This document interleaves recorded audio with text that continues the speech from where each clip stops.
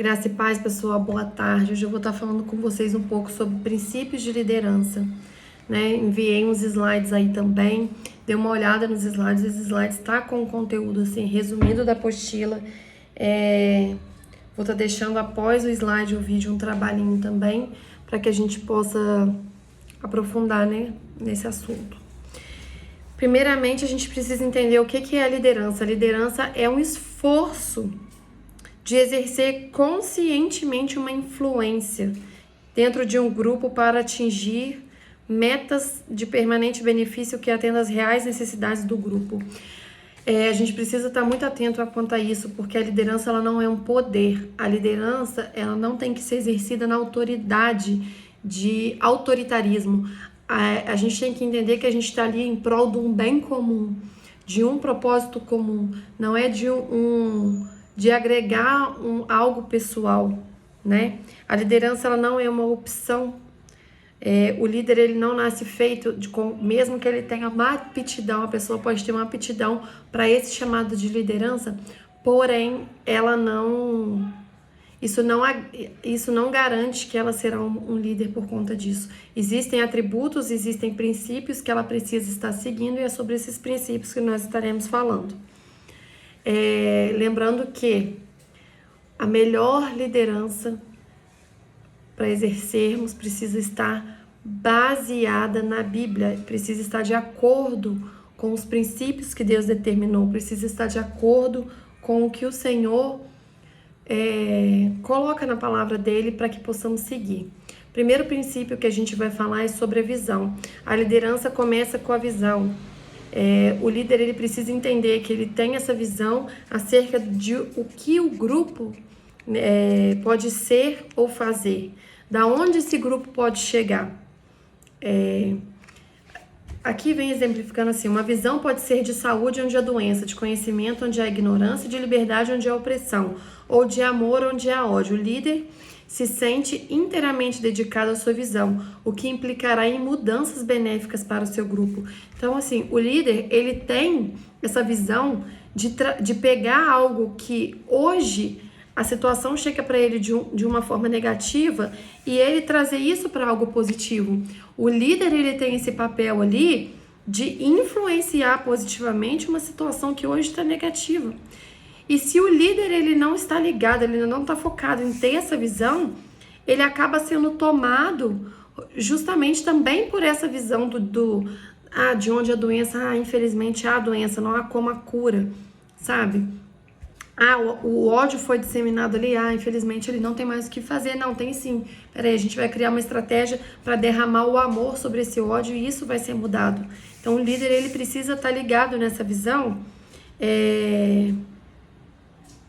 porque a visão vem de Deus, né? E mesmo que sejam questões espirituais ou não, mesmo que a pessoa que esteja à frente tendo essas visões seja uma pessoa cristã ou não, porque se fosse assim, Deus não daria estratégias para pessoas que estão numa liderança, num cargo de liderança, que não são cristãs, mas porém é algo maior do que o pessoal, como eu disse, é algo maior do que o eu, é um propósito muito maior, é algo para o bem comum daquela comunidade ali naquele momento, que o Senhor, ele dá essa visão, mesmo que a pessoa não tenha discernimento de que é uma visão ou não, que ela perceba de onde vem essa visão ou não, tá?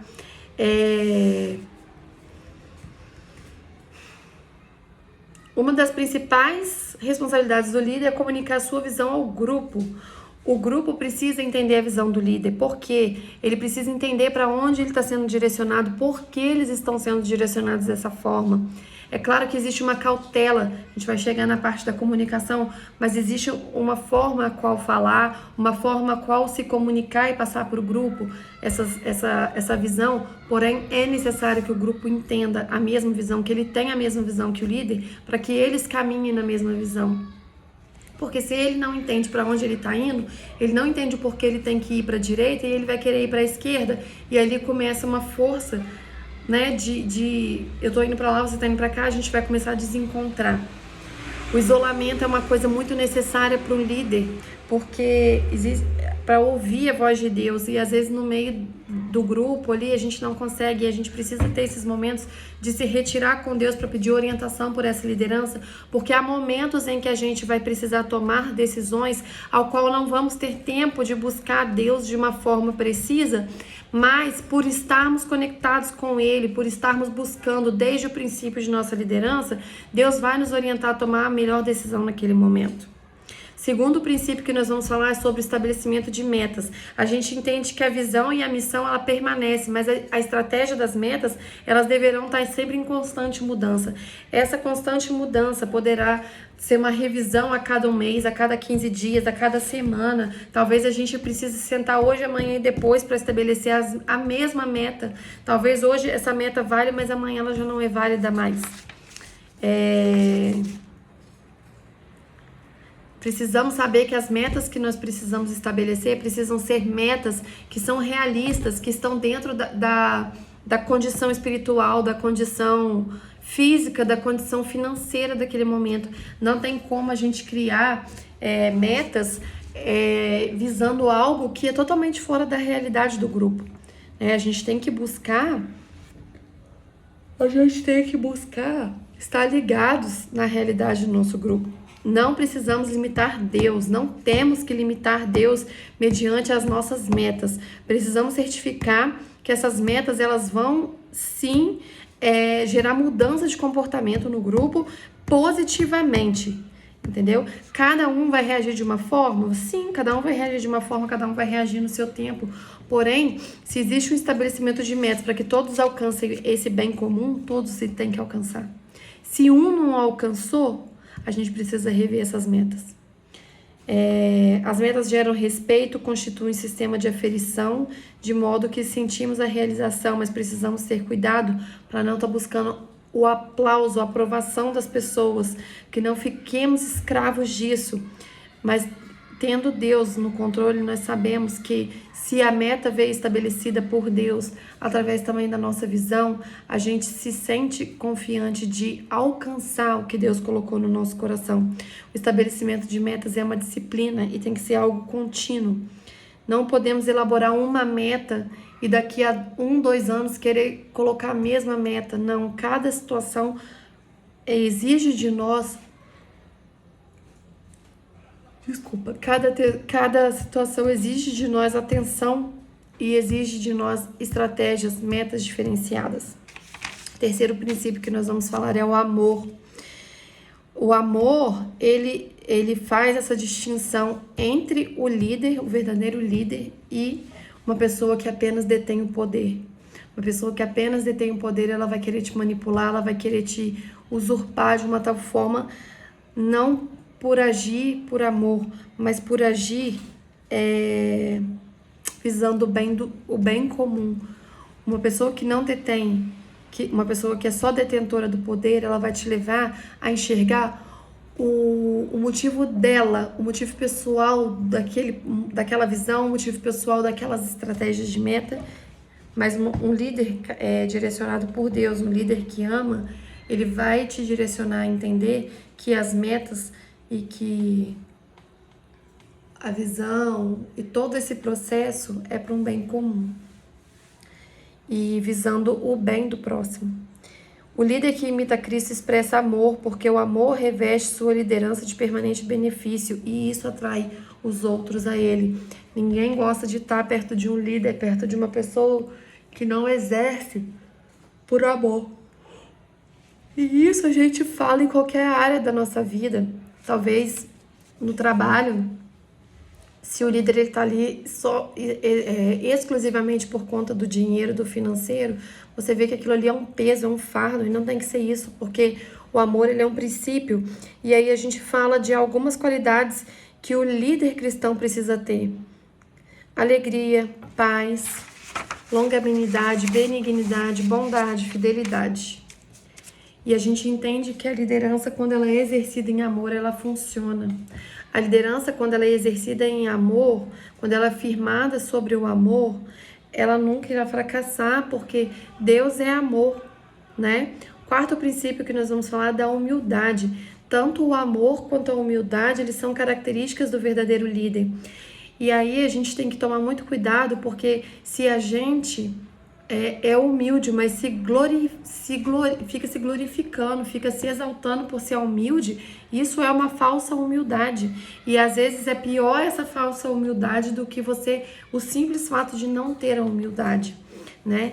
É ao contrário do que se pensa, a humildade não suprime a personalidade de ninguém e nem afeta a sua liderança. Não é porque uma pessoa é humilde que ela é incapaz de ser um bom líder, pelo contrário, tá? Para ter humildade, devemos nos concentrar nos caminhos que levam a ela. E como que a gente faz isso?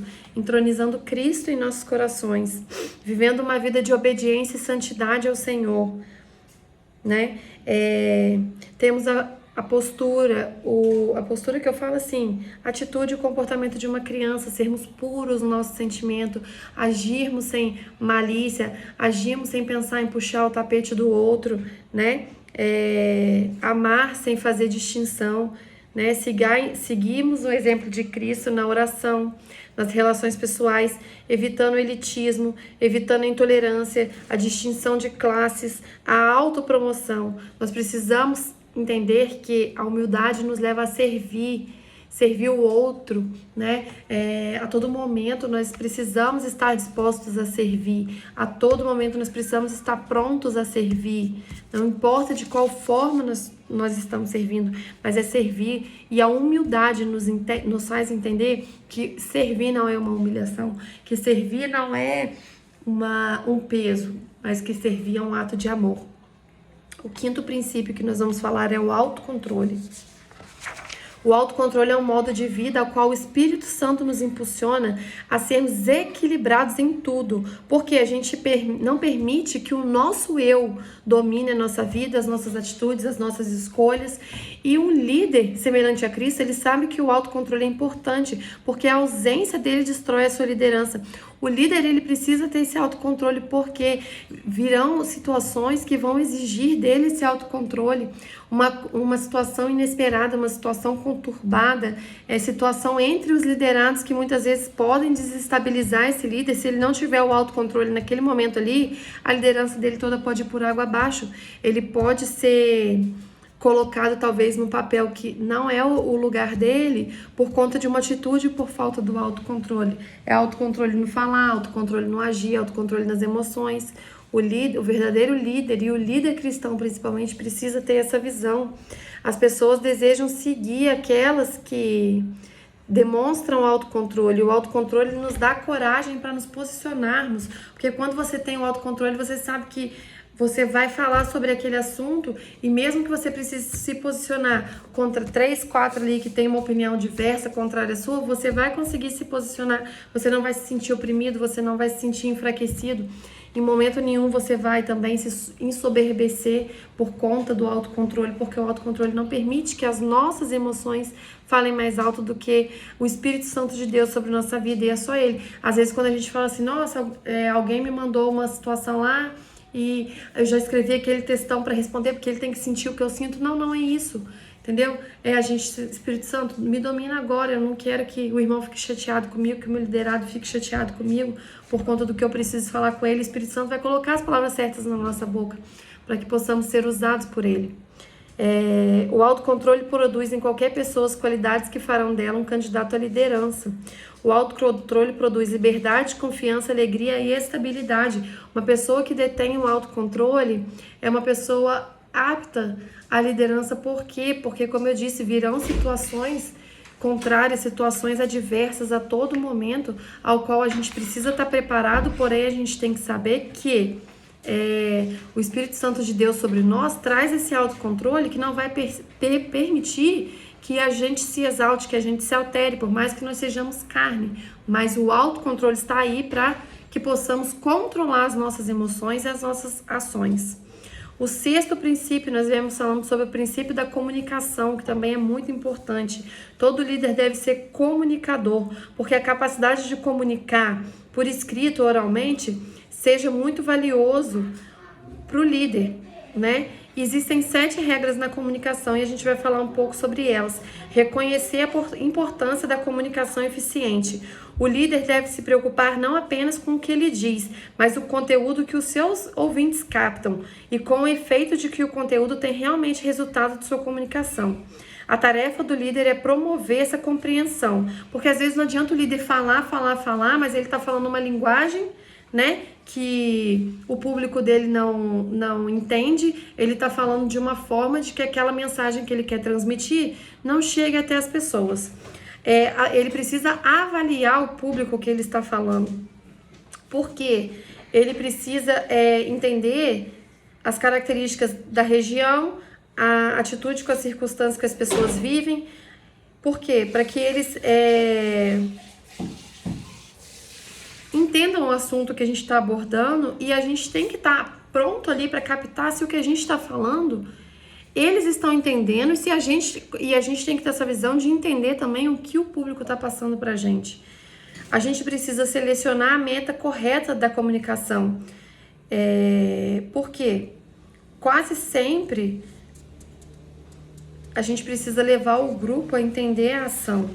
A gente precisa ativar o grupo utilizando várias metas, informando, comovendo, convencendo, entretenendo, gerando que eles possam estar focados, na verdade, naquilo que a gente está falando, porque a gente vai informar, a gente vai precisar convencer, a gente talvez vai precisar comover, e aí a gente precisa entreter esse público para que a mensagem que a gente quer levar para eles seja realmente direcionada para isso, porque senão a gente se perde e esse público não consegue captar o que a gente está tentando transmitir. A gente precisa romper a barreira da introversão. Temos que conquistar a atenção do auditório, ganhar o direito de ser ouvidos, romper a barreira da introversão. Temos que identificar os principais problemas que as pessoas do auditório estão enfrentando, prometer uma solução para esses problemas e depois cumprir essa promessa que foi feita. A gente precisa trazer eles pra gente, né? Nessa maneira do falar, entreter eles ali. Peraí, se eu tô falando sobre assunto... eu tô falando sobre como tirar a mancha da pele. Então, peraí, as pessoas estão sentadas ali, elas estão interessadas no resultado disso. E eu tenho que estar ali para levar esse resultado para elas. Tá, gente? É um exemplo, assim, bem banal, bem, assim, fácil da gente entender. Comprovar as nossas declarações. As ideias abstratas por si só não conquistam a atenção das pessoas. As afirmações abstratas devem ser comprovadas e ativadas por meio da acumulação, repetição ampliada, exposição, comparação, ilustração, exemplo específico e testemunho.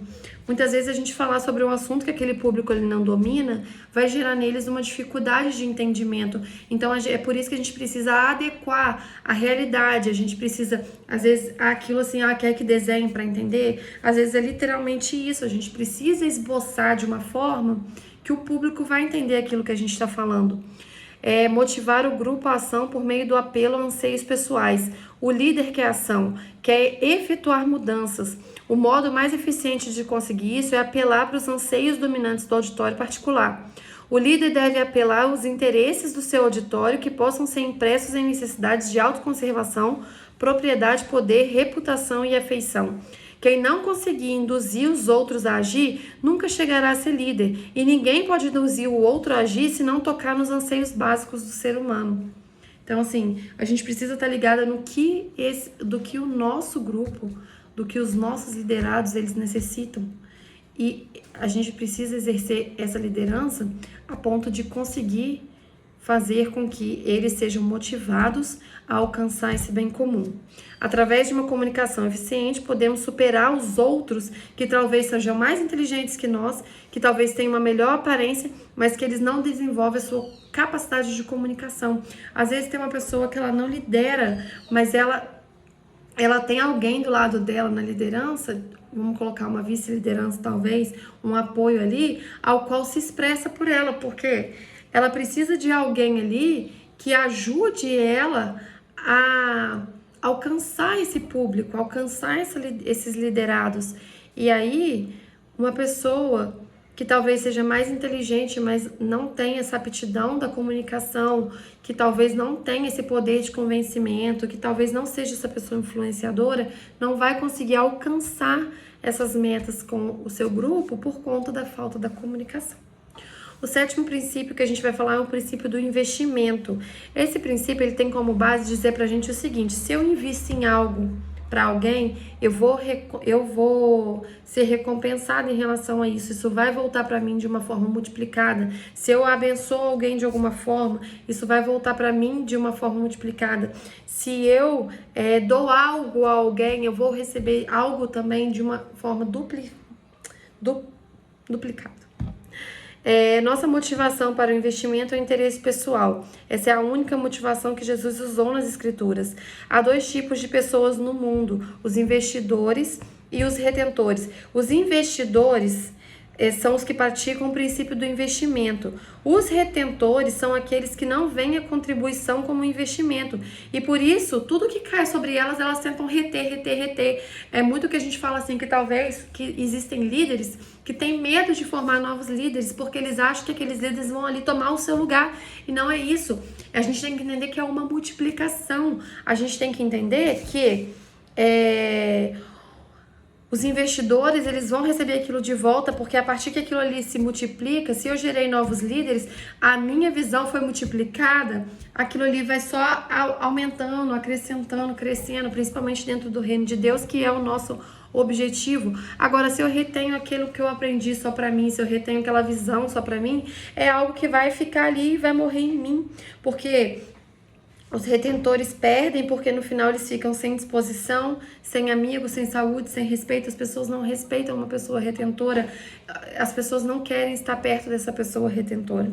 Como todos os dons de Deus, o princípio do investimento é bom, mas pode ser usado para maus fins também. Por esse motivo, Jesus nos adverte contra dois extremos que podem adotar em nossa atitude para com o dinheiro. Ele nos advertiu contra a ideia de que o dinheiro é inerentemente mal e que nos deveria ficar excessivamente preocupados e amedrontados em relação a esses materiais, as coisas materiais.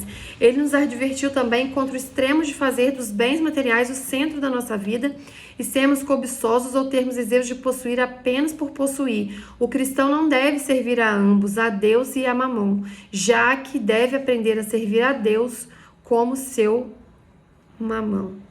Já que Deus prometeu uma bênção especial para os que o honram com seus bens materiais, então o líder que retém seus seguidores essa boa nova da alegria, do enriquecimento, do dar para receber, peca contra eles. O líder, portanto, deve reconhecer a fundo o sentido do investimento, entender a motivação certa, aprender a importância dele e observar os 10 mandamentos do investimento que eu vou citar aqui para vocês.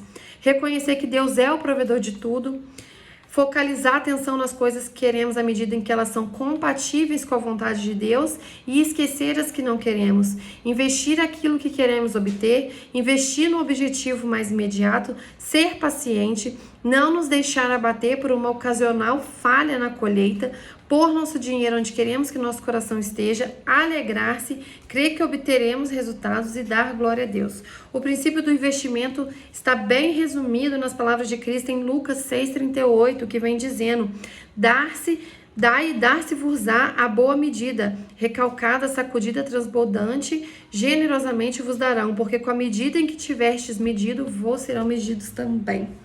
Esse princípio é muito forte também, muito importante. E aí o próximo princípio que a gente vai falar é o princípio da oportunidade. Segundo esse princípio, a vida é uma série de obstáculos e esses obstáculos constituem a chave para nossas maiores oportunidades, bastando que nós sejamos disciplinados para enxergar a oportunidade em toda parte. Então, nesse princípio, as dificuldades, as adversidades, elas são vistas como uma oportunidade para o nosso crescimento, para o nosso amadurecimento, né? Colocar em prática o princípio de oportunidade, precisamos aprender a manejar os erros e tirar proveito deles. Vão existir erros, vão ter metas que nós não vamos conseguir alcançar. Talvez, né, a gente entenda algo no momento e, como eu disse, amanhã a gente já precisa revisar. E tá tudo bem com isso, a gente não precisa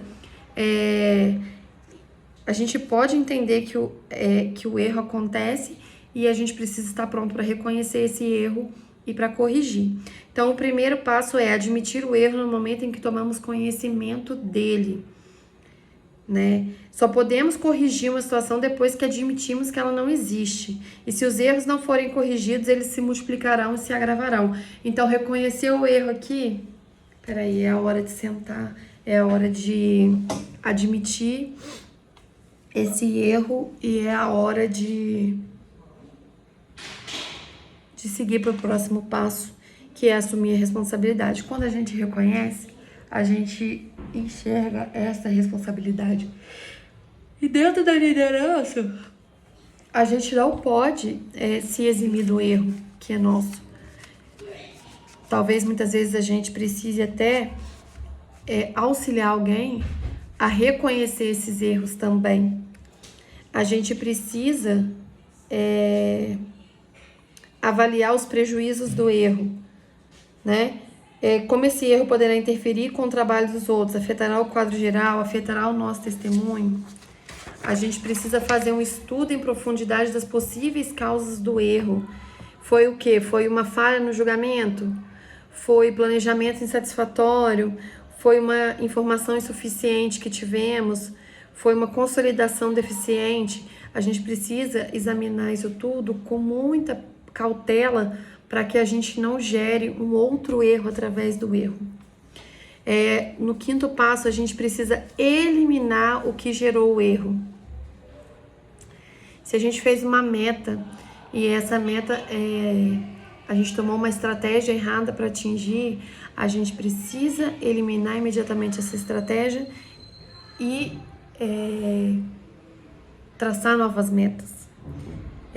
A gente precisa recuperar o que for possível.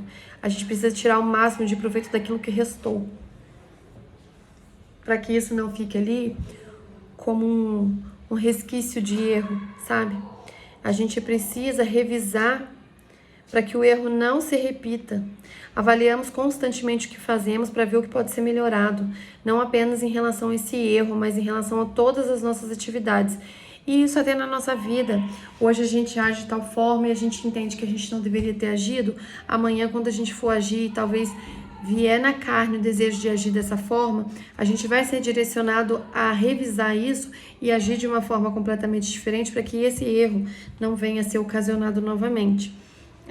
A gente precisa começar imediatamente a executar o novo programa. A procrastinação só servirá para piorar a situação. Então, aconteceu o erro, a gente seguiu esses passos, então tá bom, então agora vamos começar de novo. Não é ficar prorrogando, porque senão o erro vai continuar ali, vai continuar sem um reparo, vai continuar sem algo ser feito. A gente tem que usar os erros como uma placa de sinalização que mostram que por onde já passamos e aonde não devemos ir de novo, foi o que eu falei, né? A gente precisa aprender com os nossos erros. Se eu sei que no portão da minha casa tem um buraco e eu caí ali uma vez, amanhã, quando eu for sair ali, eu vou passar ali com cautela, porque eu sei que tem um buraco ali. O 10º, a gente deve se lembrar que os obstáculos realçam a liderança, pela credibilidade que estabelecemos perante os outros e que percebem que já passamos o que eles estão passando agora. Algo muito interessante sobre isso é o que eu falava. Hoje, talvez cada um de nós, a gente está onde a gente está porque alguém não desistiu da gente, porque alguém não parou no meio do caminho. Por mais que esse alguém tivesse problemas, por mais que esse alguém tivesse luta, por mais que tivesse levante na vida desse alguém, esse alguém não parou. E é isso que nos motiva também a não parar, porque existem pessoas que dependem da gente, existem pessoas que o Senhor vai colocar na nossa vida, que nós vamos precisar estar ali, mesmo que a nossa vida esteja assim, com o vento balançando para lá e para cá, a gente vai precisar sim ser forte por conta dessas pessoas que estão sobre a nossa liderança. Sobre a direção de Deus, o líder deve desenvolver o hábito de criatividade, converter os obstáculos em oportunidades. Esse hábito realçará nossa liderança, inspirando aqueles que nos seguem. Então, assim, eu pulei 2 pontos aqui, que vem falando os obstáculos realçam a liderança pelo condicionamento do nosso próprio espírito para o serviço e pela oportunidade de demonstrar amor, humildade e autodomínio. Então, esse princípio da oportunidade, ele nos leva a colocar os demais princípios em prática também. E com isso, as pessoas entendem, caraca, olha onde que ele tá, olha como que ele tá agindo. Mesmo hoje eu tô nessa situação, mas ele já passou por isso. Então, peraí, eu vou observar o que que ele fez, o que que deu certo, o que que deu errado. Então, assim, a gente, quando tá nessa posição de liderança, a gente precisa entender que sim, a gente é um exemplo, a gente é um espelho para as outras pessoas. O 9º princípio vem falando sobre o princípio da energia. A energia conquista a atenção dos outros e atrai seguidores. Pelo princípio da energia, o verdadeiro líder deve transpirar a energia, o vigoroso exercício do poder e a capacidade de agir ou de ser ativo.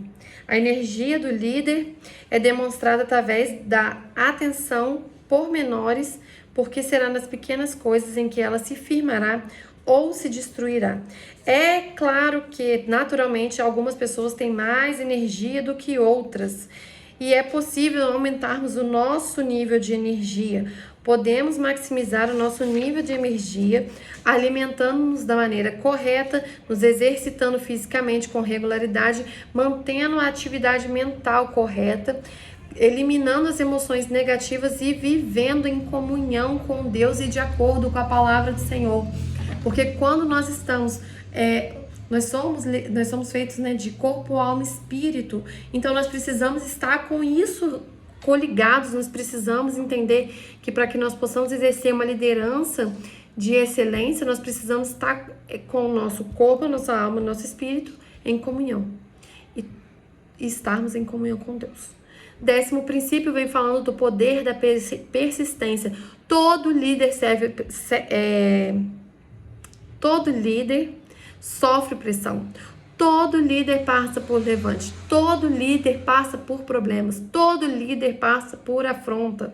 Então, se Deus deu uma visão para você como líder, se você com o seu grupo estabeleceu o programa de metas para executar, a gente precisa de poder de persistência para superar as dificuldades, porque elas vão vir, independente se eu sou uma líder eficiente ou não, se eu sou a melhor de todas ou não, se eu sou a menor, se eu acho que eu sou a maior, independente disso, independente se eu exerço com maestria o que o Senhor colocou sobre a minha mão, a luta vem, o problema vem, a pressão vem, e a gente precisa estar ligados para que possamos superar essas dificuldades.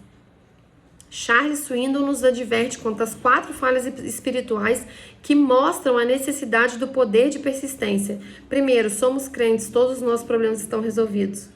Segundo, todos os problemas que temos são abordados na Bíblia. Terceiro, se alguém está tendo problemas é porque não é espiritual.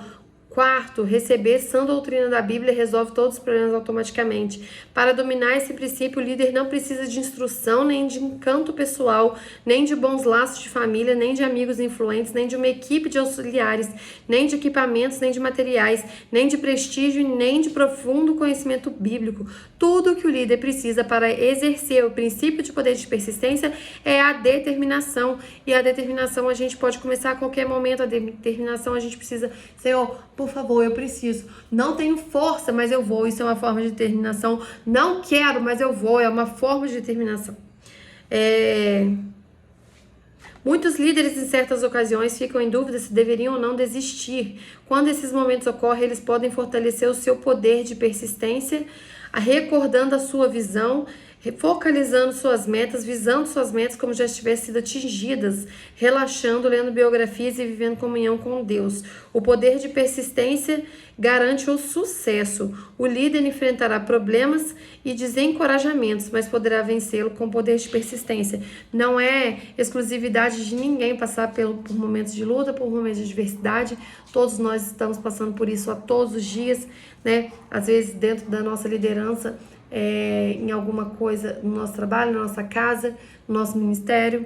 Então a gente precisa entender que a gente precisa ser persistente, a gente precisa entender que a gente precisa estar ligados no Senhor, para que a força que venha do Senhor sobre nós nos ajude a caminhar. O 11º princípio vem falando sobre o princípio de autoridade. A autoridade interior é o carisma, o amor próprio, a personalidade que leva uma pessoa a conquistar o respeito dos outros. É o elemento que caracteriza todos os líderes naturais. A autoridade por exterior, por outro lado, é resultante dos símbolos e manipulações vinculados à posição de uma pessoa. O princípio de autoridade reconhece a distinção entre a autoridade interior e exterior e estabelece que o líder deve desenvolver e realçar a interior. Por quê? Porque a autoridade interior, ela é a convicção de que podemos influenciar pessoas de nosso grupo para buscar atingir metas de permanente benefício. Não é algo que ela vai conquistar hoje que amanhã acabou. Não é isso. Já enquanto a autoridade exterior vem acerca da influência dos sinais, símbolos e manipulações externos. E aí podemos lembrar que a autoridade exterior é algo que pode ser retirado de quem a detém. Todos os princípios de liderança são importantes, mas nem todos são absolutamente essenciais. Porém, o princípio de autoridade é essencial que o líder possua. Um líder necessita exercer autoridade, ele precisa demonstrar aos outros e ao usar em seu benefício os símbolos e autoridades da exterior que acompanham a sua posição. Então, o líder ele tem que usar essa autoridade exterior para que ele venha a ser respeitado, para que ele venha a ser entendido como essa autoridade, com essa liderança interior. O 12º e último princípio vem falando sobre o princípio da conscientização. A conscientização é a base da excelência. O líder precisa estar consciente do seu papel na liderança. Ele deve entender que ele está no comando, do impacto que a vida dele, que as palavras dele, que a influência dele exerce sobre a vida de outras pessoas. O líder, ele é uma pessoa influente. O líder, ele é uma pessoa que vai sim acarretar na vida de outras pessoas. Então, ele precisa estar ciente desse papel que ele ocupa. A liderança é o esforço de exercer constantemente uma influência especial dentro de um grupo e levá-lo a atingir metas. O líder deve conhecer todos os princípios da liderança, que são o princípio da visão, o princípio do estabelecimento de metas, o princípio do amor, o princípio da humildade, o princípio do autocontrole, o princípio da comunicação, o princípio do investimento, o princípio da oportunidade, o princípio da energia, o princípio de persistência, o princípio da autoridade, o princípio da conscientização. O líder deve estar consciente de que seus recursos provêm de Deus. Ele compreende que o poder que está sobre ele vem do Senhor, que se não fosse o Senhor, era impossível ele exercer essa liderança com todos esses atributos, com todos esses princípios, porque são coisas que nós conseguimos alcançar mediante a nossa comunhão, a nossa intimidade, o nosso buscar no Espírito Santo de Deus. Então, essa é a nossa palavra. Eu tentei ser o mais breve aqui para não ficar algo muito extenso. Peço que vocês acompanhem, dê uma lida nos slides, e eu vou deixar para vocês aqui também o nosso trabalho, nosso primeiro trabalho. E semana que vem, que a gente vai ter aula presencial, eu vou estar levando um trabalho para vocês começarem a fazer em sala e tirarem as dúvidas, né? E se não der tempo de terminar lá, a gente termina em casa. Amém? Que Deus abençoe vocês. Vou estar orando aqui agora. Peço que vocês orem junto. Em nome de Jesus. Senhor Deus, amado e eterno Pai, nesse momento vem colocar a vida dos teus filhos em tuas mãos, Pai. Senhor, os teus filhos têm se lançado, Senhor, em tua presença, Pai. Eles têm se lançado, Deus, para cumprir, Senhor Deus, o desejo do Senhor na vida deles, ó Pai. Continue, Senhor Deus, dando força, capacitando cada um deles para que eles venham a ser líderes de excelência, Pai. Pai. Ó Senhor, que o Senhor continue, Senhor Deus, usando poderosamente os teus filhos, ó Pai, que o Senhor continue, Senhor Deus, mostrando para eles o que o Senhor deseja deles, Pai, que eles estejam com o coração aberto, Senhor Deus, absorvendo, Senhor Deus, tudo que vem sendo ministrado sobre eles, ó Pai, declaro sobre a autoridade do teu nome, Senhor Deus, que o Senhor possa derramar, Senhor Deus, através dessa aula na vida deles, Pai, que eles venham a ter entendimento, Senhor Deus, dessa palavra, Senhor Deus, que eles venham a ter entendimento do que é a liderança, Pai, que eles venham a entender o que é, Senhor Deus, a liderança, Pai, o peso que tem a liderança sobre a vida de uma pessoa, Pai, que eles venham a se tornar líderes por excelência, Pai, entendendo, Senhor Deus, que o principal papel da liderança, Senhor Deus, é servir e servir com amor, Pai. Ó Senhor Deus, eu abençoo o lar, a família de cada um dos teus filhos, ó Pai, que o Senhor possa continuar os conduzindo, Deus. Assim eu os abençoo, Senhor Deus, e declaro, Senhor Deus, uma semana abençoada, uma semana de vitória, uma semana de bênçãos para cada um deles, em nome de Jesus. Amém.